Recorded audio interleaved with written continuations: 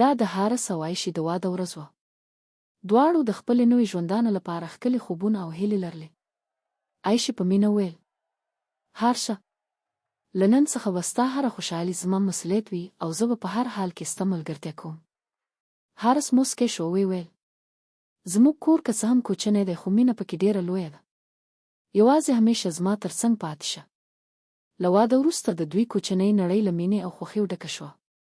څو میاشتې وروسته د روغتون له خونې څخه د ډاکټر غږ واورېدل شو: مبارک مو شه، الله تعالی تاسو ته یوه روغه او سالمه لور درکړې ده. حارس په خوشحالۍ ویل: الحمدلله، زما شهزادګۍ راغله.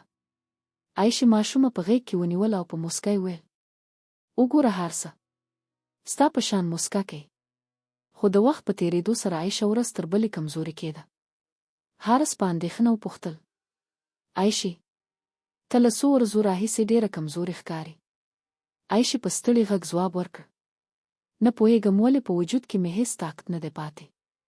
حارس سمدستي وویل: سبا سهار به ژر ډاکټر ته لاړ شو. له معایناتو وروسته ډاکټر وویل: موږ خپله ټوله هڅه کوو، خو درملنه وخت ته اړتیا لري. حارس په ژړغوني غږ وویل: ډاکټر صاحب، زما مېرمن وژغورئ. هر څه چې اړتیا وي زه به یې وکړم. د ناروغۍ له زیاتېدو سره عایشه لا نوره کمزورې شوه. هغې په وخلنو سترګو حارس ته وویل: هارشه، زموږ د لور تل ښه خیال ساته. حارس د هغې لاس ونیو او ویل: ته به ژر ښه شې. موږ به ټول بېرته خپل کور ته ولاړ شو. خو د تقدیر پرېکړه بله وه. ډاکټر له خونې راووت او په خواشینۍ ویل: موږ خپله ټوله هڅه وکړه. حارس غلی شو او سترګې یې له اوښکو ډکې شوې. هغه اسمان ته وکتل او په دردمن زړه یې دعا وکړه: یا الله، زما عایشې ته قوت او رحمت ورکړه. هارشه، ته ولې دومره سخت کار کوې؟ حارس په موسکا وویل: زما د لور د خوشحالۍ لپاره هره ستړیا او هره خواري اسانه ده. هغه خپله کوچنۍ لور په غېږ کې ونیوله او ویل: زما شهزادګۍ، اوس موږ دواړه د یو بل ځواک یو. یوه ورځ د حارس ترور ورته ویل: زویه، ته به تر کومه یوازې هر څه سنبالوې؟ دې ماشومې ته د مور اړتیا ده. حارس لږ فکر وکړ او ویل: زه به په دې اړه سوچ وکړم. که زما لور ته مینه او پاملرنه ورسیږي نو زه چمتو یم. څو ورځې وروسته حارس له مریم سره معرفي شو. زویه، دا مریم ده. ډېره هوښیار او نیک زړه نجلۍ ده. مریم په نرم غږ ویل: که د الله خوښوي زه به ستاسې لور د خپلې لور په شان وساتم. حارس د خپلې لور خواته وکتل او ویل: زما لپاره یوازې زما د لور خوشحالي مهمه ده. د نکاح ورځ راورسېده. قاضي پوښتنه وکړه: آیا دا نکاح قبوله ده؟ حارس ویل: قبول ده. مریم ویل: قبول ده. قاضي بیا ویل: آیا په خپله خوښه دا نکاح منئ؟ قبول ده. قبول ده. قبول ده. له نکاح وروسته مریم د ماشومې خواته ورغله، په غېږ کې یې ونیول او ویل: راځه لورې، له نن څخه زه هم ستا مور یم. ماشومې په معصومانه سترګو وپوښتل: آیا ته به هېڅکله ما نه پرېږدې؟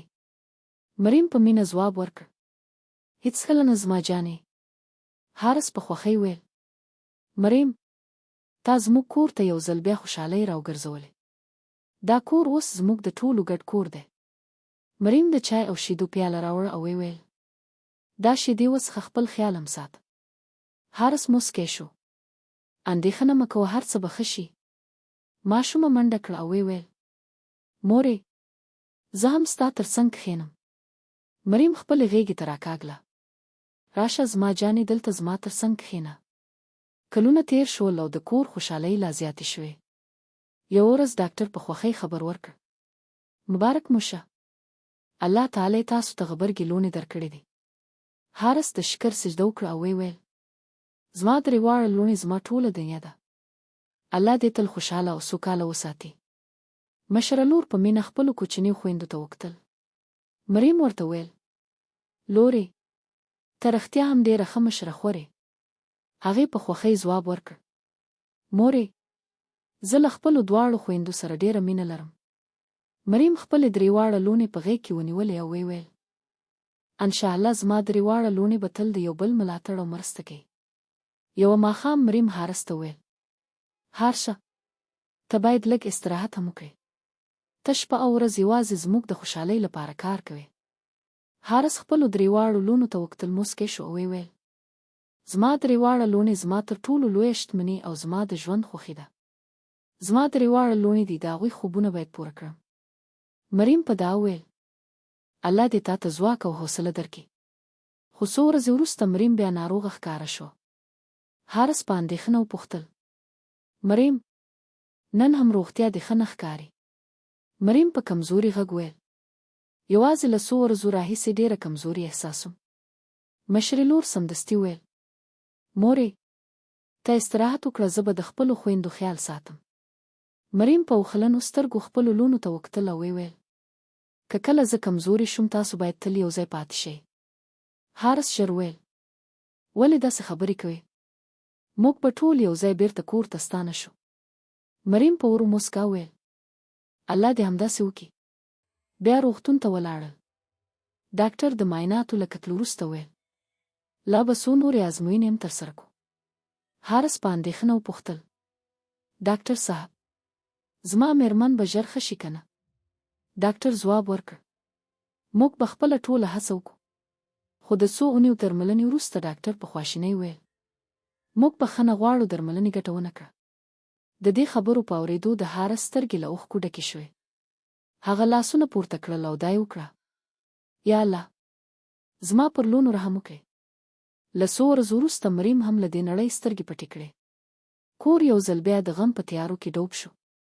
کوچنۍ لور په ژړا وپوښتل: ابا، مور به کله بیرته راشي؟ حارس خپل درد پټ کړ او ویل: لورې، ستاسې مور به تل زموږ په دعاوو او زړونو کې ژوندۍ وي. مشرې لور خپلې خویندې غېږ ته راونږدې کړې او ویل: موږ به ټول د ابا تر څنګ پاتې کیږو. له هغې ورځې وروسته حارس هم د مور او هم د پلار مسؤلیت پر غاړه واخیست. هر سهار به یې لوڼې ښوونځي ته لېږلې. یوه ورځ مشرې لور ویل: ابا، اندېښنه مه کوئ، زه به د خپلو خویندو خیال ساتم. حارس په مینه د هغې پر سر لاس کېښود او ویل: زما زړورې لورې، الله دې تل خوشحاله او بریالی لري. کلونه تېرېدل او حارس د خپلو لوڼو لپاره شپه او ورځ کار کاوه. خو ډېر کار او ستړیا د هغه پر روغتیا اغېز وکړ. یوه ورځ سخت ټوخی ورغی. ټوخ ټوخ. مشرې لور په وارخطایي وویل: ابا، ډېر ټوخی درځي. حارس په موسکا وویل: هیڅ نه دی لورې، لږ ستړی شوی یم. لورې وویل: سبا به ډاکټر ته ځو. بله ورځ چې روغتون ته ولاړل، ډاکټر حارس ته وکتل او ویل: هارشه، روغتیا دې ښه نه ښکاري. حارس په ارام غږ ځواب ورکړ: تر هغه وخته چې زما لوڼې پر خپلو پښو نه وي درېدلې، زه نشم درېدی. ډاکټر وویل: تا ته ډېر استراحت ته اړتیا ده. حارس په دردمنه موسکا وویل: ډاکټر صاحب، که زه استراحت وکړم نو زما د لوڼو لګښتونه به څوک پوره کړي؟ او د ده سترګې بیا خپلو لوڼو ته واوښتې، ځکه د هغه د ژوند تر ټولو لویه هیله همدوی وې. حارس په ستړي غږ وویل: که زه کار ونه کړم نو زما د لوڼو لګښتونه به څوک پوره کړي؟ زین چې اوس لویه شوې وه، د پلار لاس یې ونیو او ویل: ابا، نن د سهار ناشته ډېره ښه بوی کوي. حارس موسکی شو. زین بیا وویل: ابا، ته استراحت وکړه، زه به هر څه سنبال کړم. هماغه وخت دواړو کوچنیو خویندو غږ وکړ: ابا، موږ هم ښوونځي ته تیارې کړه. حارس په مینه خپلو لوڼو ته وکتل او ویل: زما لوڼو، تل د یو بل ملاتړ کوئ. هغوی په یوه غږ ویل: هو ابا، موږ به هیڅکله له یو بل نه جلا کیږو. حارس په نرم غږ نصیحت وکړ: تل په یاد ولرئ، خویندې، د یو بل ځواک وي نه کمزوري. زین وویل: ابا، ستاسې نصیحت به تل په یاد ساتو. کوچنۍ خور په موسکا وپوښتل: اپا، نن به هم د ښوونځي له ختمېدو وروسته مو کور ته بوځې؟ زین وخندل او ویل: او کله چې ښوونځی ختم شي زه به درپسې راشم. وخت تېرېده. ډېر څه بدل شول، خو د پلار او لوڼو ترمنځ مینه لا پسې پیاوړې کېده. یوه ورځ زین پلار ته ویل: ابا، نور به هیڅ کار نه کوې؟ حارس ځواب ورکړ: لورې، که زه ودرېږم نو ستاسې څه به کېږي؟ زین په ډاډه غږ ویل: ابا، اوس ستاسې لور لویه شوې ده. زه خپله د ژوند بار پورته کولی شم. کوچنیو خویندو هم ویل: ابا، اندېښنه مه کوه، موږ ټول ستاسې تر څنګ یو. حارس په احساساتي غږ ویل: زینبې، تا زما ژوند ډېر اسانه کړی دی. زینب د پلار لاس ښکل کړ او ویل: ابا، ته زما لپاره د الله تر ټولو ستر نعمت یې. خو هر څوک د زینب له د مینې او خدمت څخه خوشحاله نه و. یوه ورځ دواړه خویندې په پټه خبرې کولې. ګورې، ابا هر وخت یوازې د زینب ستاینه کوي او داسې ښکاري لکه موږ هیڅ ارزښت ونه لرو. هغې ته باید خپله اصلي ځای وښیو. له هماغې ورځې د زینب سره چلند بدل شو. یوه ورځ یوې خور جامې ورته وغورځولې او ویل: ایمانه، دا کالي واخله. زینب په ارامۍ ویل: سمه ده، راکړه. خور یې په تریو تندي ویل: موږ ستا نوکرانې نه یو. خپل کارونه خپله کوه. زینب ژوره ساه واخیسته خو هیڅ یې ونه ویل. د غرمې پر مهال یې خویندو ته خواړه کېښودل. تاسو په ارامۍ سره خواړه وخورئ، زه به لوښي ومینځم. خو پر ځای د مننې بله خور ورته ویل: زینب، لومړی فرش پاک کړه، بیا پخلنځی هم باید وځلېږي. زینب په نرمه لهجه ځواب ورکړ: سمه ده، همدا اوس یې کوم. خور یې بیا ویل: او ژر یې وکړه، موږ بهر هم تله غواړو. بله خور ویل: خواړه هم ژر تیار کړه، ډېرې وږې یو. زینب ویل: یوازې 5 دقیقې نور. خو هغې په غوسه ویل: 5 دقیقې نه، همدا اوس یې راوړه. او دا ځل یې ښه پخوا. زینب په ارام غږ ویل: زه به خپله ټوله هڅه وکړم. خویندو یو بل ته وکتل او په مسخره یې ویل: راځئ وګورو دا ځل څه پخوي. کله چې خواړه تیار شول، یوې خور یوه کاشوغه وخوړه او ویل: دا شوروا ولې دومره بې خونده ده؟ له تا نه یو خواړه هم سم نه جوړېږي. زینب په نرمۍ ویل: که نه مو خوښېږي زه بیا جوړوم. خو غوښتنې لا پسې زیاتې شوې. زینب، لومړی اوبه راوړه، بیا باید کالي هم وینځې. سمه ده، همدا اوس یې کوم. او زموږ ناشته باید هره ورځ پر وخت چمتو وي. زینب یوازې موسکا وکړه او د خپلو خویندو د خوشحالۍ لپاره بیا کار ته دوام ورکړ. زینب، دا لوښي هم وینځه. زینب په ارام غږ ویل: لومړی ناشته برابره کړم. خور یې په تنده لهجه ځواب ورکړ: نه، لومړی لوښي پاک کړه، بیا نور کارونه وکړه. بله خور ویل: موږ بازار ته ځو. زینب په هیله وپوښتل: آیا زه هم درسره لاړه شم؟ هغوی سمدستي ځواب ورکړ: نه، لومړی د کور ټول کارونه خلاص کړه. هماغه وخت حارس خونې ته راننوت. هر څه سم دي که نه؟ خویندو ژر ویل: هو ابا، موږ درې واړه یو ځای کار کوو. حارس زینب ته وکتل او ویل: خو زینبې، زه وینم چې ته یوازې ټول کارونه کوې. زینب په موسکا ځواب ورکړ: ابا، ما ته دا ټول کارونه ښه ښکاري. حارس د هغې پر سر لاس کېښود او ویل: الله دې تل خوشحاله لري لورې. کله چې حارس لاړ، د خویندو څېرې بیا بدلې شوې. یوه یې په غوسه ویل: تر څو چې ته په دې کور کې، موږ به هېڅکله آرام ونه مومو. بله خور ورپسې ویل: ولې ولاړه یې؟ لاړه شه او ټول کارونه خلاص کړه. زینب په حیرانۍ وپوښتل: ما څه کړي دي؟ خور یې په کرکه ویل: ته زموږ د کور لپاره بدمرغۍ. لومړی دې خپله مور له لاسه ورکړه، بیا زموږ مور هم موږ پرېښوده. زینب په وخلنو سترګو ویل: داسې مه وایاست، په دې کې زما هېڅ ګناه نشته. خو هغوی لا پسې سختې شوې. ته جادوګره یې، ته بله یې، تا زموږ له ژوند څخه ټولې خوشحالۍ واخیستې. زینب په ژړغوني غږ ویل: د الله لپاره داسې خبرې مه کوئ. یوه خور یې ګوته ورته ونیول او ویل: په یاد دې وي، د ابا مخې ته به یوه کلمه هم نه وایې. که دې شکایت وکړ نو ستا لپاره به ژوند لا سخت کړو. زینب سر ټیټ کړ او ورو یې ویل: زه به له هیچا شکایت ونه کړم. څه شېبې وروسته حارس بیرته راغی. هغه د کور خاموشي ولید او ویې پوښتل: څه خبره ده؟ ولې دومره چوپتیا ده؟ خویندو ژر ځواب ورکړ: هیڅ نه ابا، موږ یوازې خبرې کولې. حارس د زینب خواته وکتل. زینبې، ته رښتیا خوشحاله یې؟ زینب خپل درد پټ کړ او موسکی شو. هو ابا، تر څو چې ته زما تر څنګ یې همدا زما لپاره بس دی.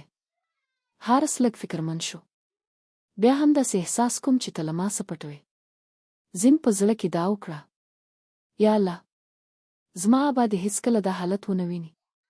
هغې نه غوښتل چې د خپل پلار زړه مات شي، خو د هغې ازموینې لا پای ته نه وې رسېدلې. یوه خور بیا غږ کړ: زین، چای هم تیار کړه. بله خور په غوسه وویل: لا تر اوسه دې صفایي نه ده بشپړه کړې. له تا نه یو کار هم سم نه کېږي. له تا نه یو کار هم پر وخت نه ترسره کېږي. زین په ارام غږ وویل: زه کوم یوازې لږ څه پاتې دي. خورې بیا وویل: نن به ټول کور ته یوازې ته صفایي کوې او زموږ جامې به هم وینځې. زین په سر وخوځاوه او ویل: هو، زه به یې وکړم. هماغه وخت د کور دروازه خلاصه شو. حارس د خونې په دروازه کې ولاړ و. هغه هر څه په خپلو سترګو لیدلي وو. په سخت او غمجن غږ یې ویل: بس، نور بس دی. ټولې نجونې حیرانې شوې. حارس په غوسه ویل: دا دی ستاسې د خپلې خور سره چلند؟ یوه خور په وارختایي ویل: ابا، خبره داسې نه ده. خو حارس خبره پرې کړه: ما هر څه په خپلو سترګو لیدلي دي. نور هیڅ ازر مه راوړئ. دواړو خویندو سرونه ټیټ کړل. یوې په ژړا وویل: ابا، له موږ ډېره لویه تېروتنه شوې ده. بله خور هم وژړل: موږ هېڅکله فکر نه کاوه چې تاسې به په هر څه پوه شئ. هغوی د زین مخې ته ودرېدې. اپا، موږ وبخه. موږ له تا سره ډېر بد چلند کړی دی. زین له اوښکو ډکو سترګو هغوی ته وکتل او ویل: ما هېڅکله له تاسو دواړو سره کرکه نه ده کړې. دواړو خویندو د هغې لاسونه ونیول. موږ ژمنه کوو چې له نن وروسته به هېڅکله تا ونه زورو او هېڅکله به ستا زړه نه ماتو. زین موسکی شو. حارس هم له خوشحالۍ اوښکې پاکې کړې. یوه خور ویل: موږ به بیا یو رښتینی او خوشحاله کورنۍ شو. حارس احساساتي شو. ویل: زه خو تل د همدې ورځې دا کوله. زین به دواړو خویندو په یو غږ ویل: ابا، اوس به موږ تل یو ځای پاتې کېږو. موږ ژمنه کوو. حارس اسمان ته وکتل او ویل: نن داسې احساس کوم چې ستاسې دواړه میندې به هم له اسمانه تاسو ویني او خوشحالې به وي. دواړو خویندو د پلار لاسونه ونیول.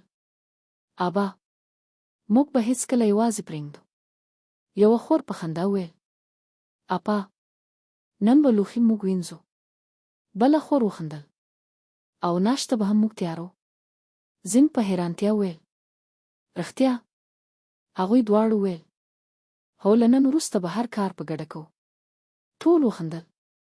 هغه کور چې یو وخت د کرکې، حسد او غلط فهمۍ له امله مات شوی و، بیا د مینې او یووالي په رڼا روښانه شو. کرکې دوی له یو بل څخه لرې کړي وو، خو مینې هغوی یو ځل بیا یوه خوشحاله کورنۍ وګرځوله. او د حارس هغه نصیحت به تل د هغوی په زړونو کې ژوندی پاتې شي: خویندې د یو بل ځواک وي، نه کمزوري.